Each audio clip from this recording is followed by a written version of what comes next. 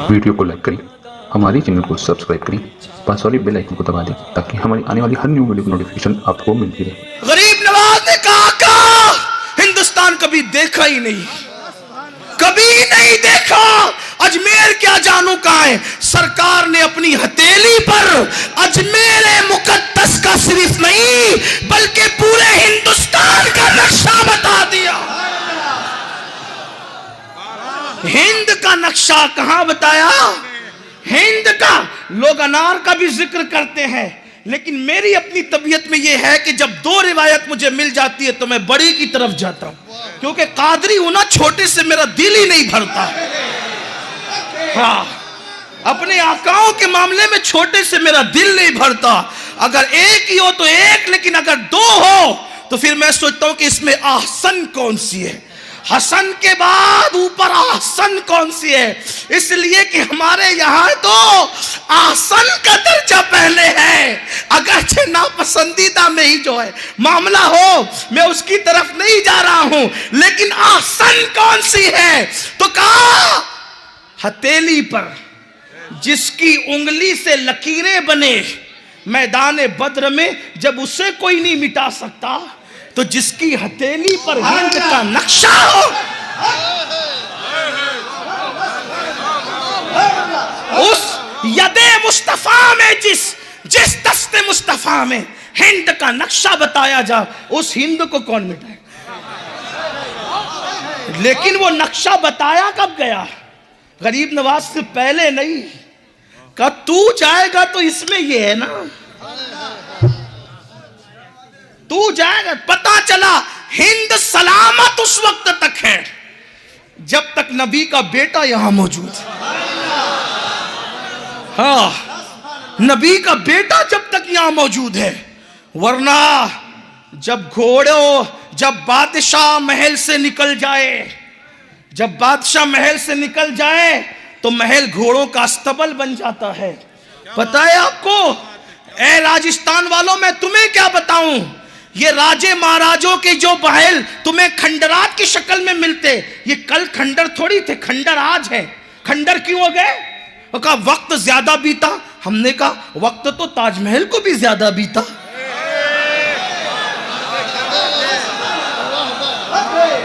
वक्त तो ताजमहल को भी ज्यादा बीता, ये खंडर हुए वो क्यों नहीं? तो कहा वजह ये, उसमें से बादशाह चला गया, इसमें मौजूद है, अगरचे कब्र में है, मगर आप भी उसका महल सलामत है।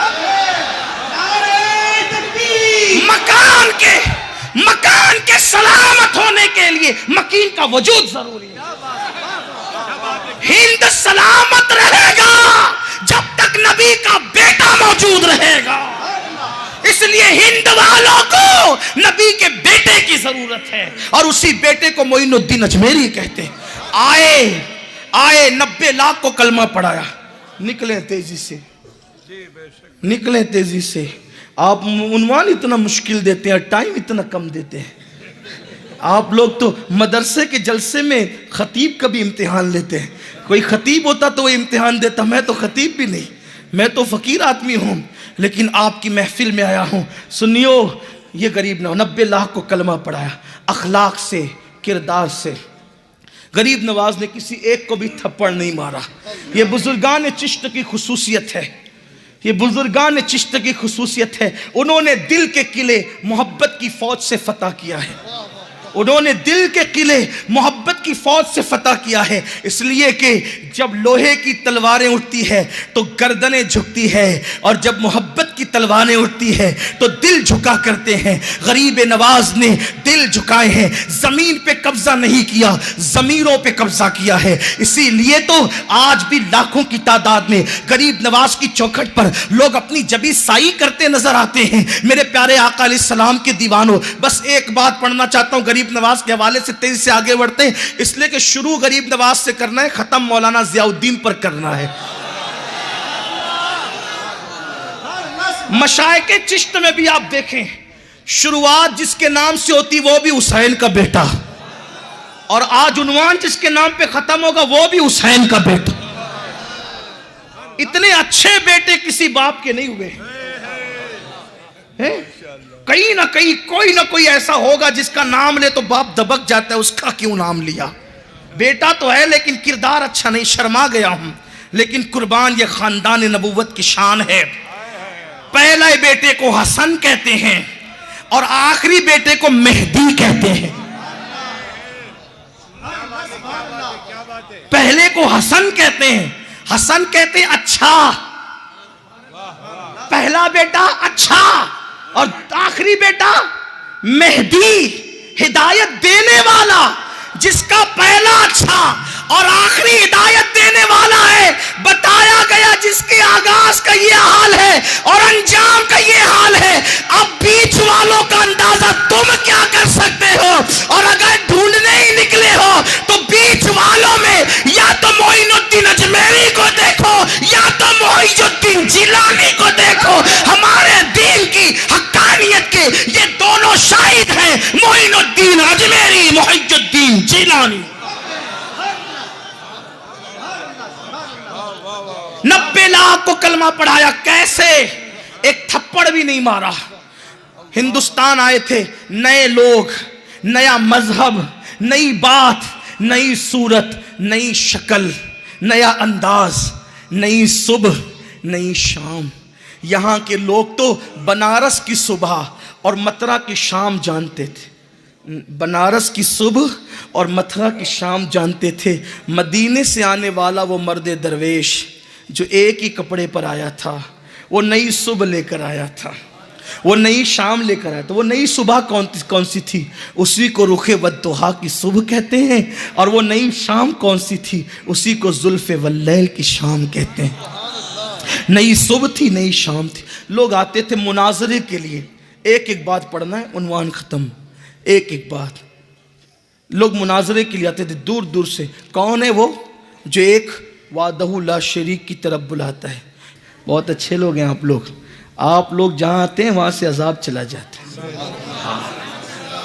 तालिब इल्मों की शान ये है, जिस कब्रिस्तान से गुजरे 40 दिन तक के लिए अजाब उठा लिया जाता। हाँ। लेकिन ये बात भी कह दूं कि लोग कहते नबी दाफे बला नहीं है, लेकिन जब मदरसे के चंदे के लिए ऐलान होता है तो कहते ये वो तलबा हैं कि कब्रिस्तान जाएं तो 40 दिन तक के लिए अजाब उठ जाता है।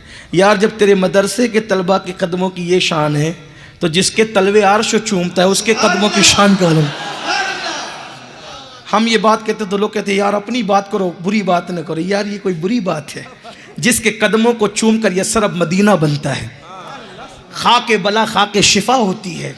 जिसके कदमों को मक्का चूम ले तो लाउक्स में बेहाजल बलद की आयत आती है। लोग कहते हैं नबी दाफे बला नहीं है। अरे ये मदरसे के बच्चे दाफे बला है। अजाब से बड़ी बला कौन सी है? अजाब से। अब बला को दफा करने को दाफे बला कहते हैं। मेरे लिए बड़ी मुश्किल ये है कि मेरे हिंदुस्तान के कुछ मौलवी उर्दू में समझ लेते हैं, अरबी बोलो तो नहीं समझते। हाँ है नहीं कि दफा बला को दूर करने वाला मदरसे का बच्चा के अजाब दूर कर दिया उसके हाँ मान लिया। लेकिन कहा नबी दाफे बला है तो कहा नहीं वो तो अल्लाह ही साहब है ना। कहा नहीं भाई तुम कैसी बात करते, ऐसी बात ना किया करो। आप बहुत जगह रहते हैं। मैं किसी की को बुरा कहने नहीं बैठा, आपकी इस्लाह करने बैठा।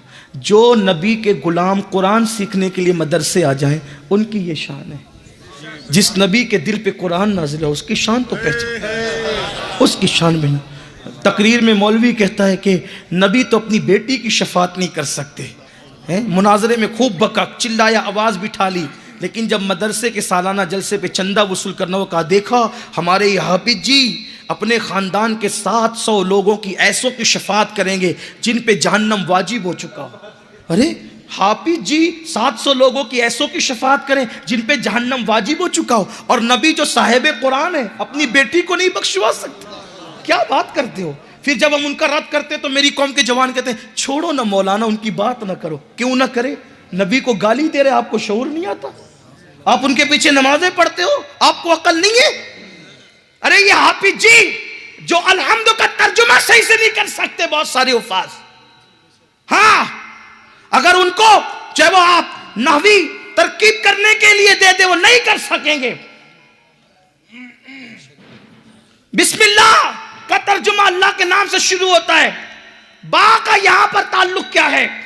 इस सिलसिले के अंदर गुफ्तगू कर ले तो नहीं बता सकते। अलीफ लाम मीम हम्द से पहले क्यों आया नहीं बता सकते। बहुत सारे उफ़ाज़ का हाल ये है, बहुत सारे जिन्होंने सिर्फ हिफ्ज़ किया है, लेकिन शान क्या।